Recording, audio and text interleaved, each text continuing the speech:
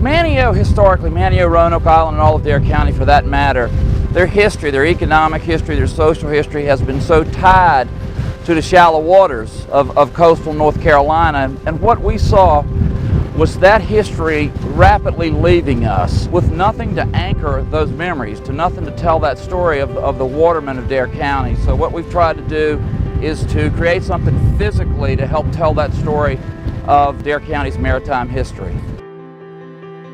Traditionally, the net sheds in the mid to late 20th century were kind of popped up all around Roanoke Island.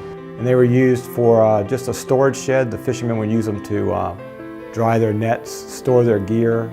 Historically, these net sheds, these landing houses, would have been built on the water, so when the watermen came in, they could unload their catch right off the boat into the landing house. Almost like a garage for the fishermen. This one would be filled with nets, fishing gear, line, boat parts. It was just a work shed for the fishermen. A lot of this stuff is donations, things we found. Right behind me is a net building bench.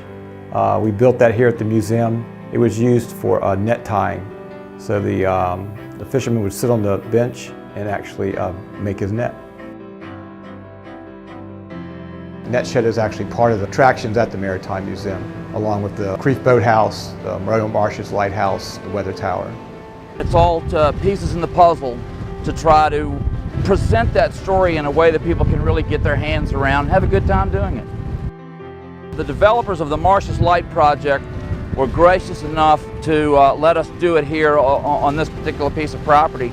The net shed is called a board and batten style. This building here is actually made the old style. Actually, the boards are put up, and where there's a seam in each board, a batten is put up, so it actually makes the building tight.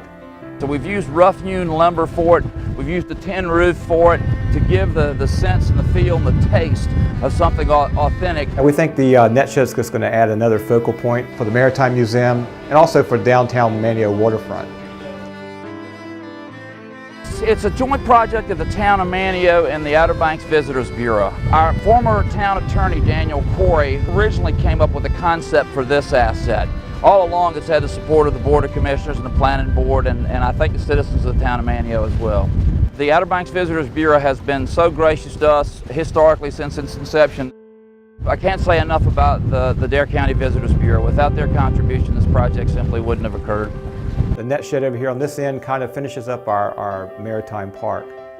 I believe that the net shed project here is just another great example of what the town of Manteo has been trying to do for the past 20 years or so, and we would certainly love our locals and our visitors both to come on down and experience what we've done here.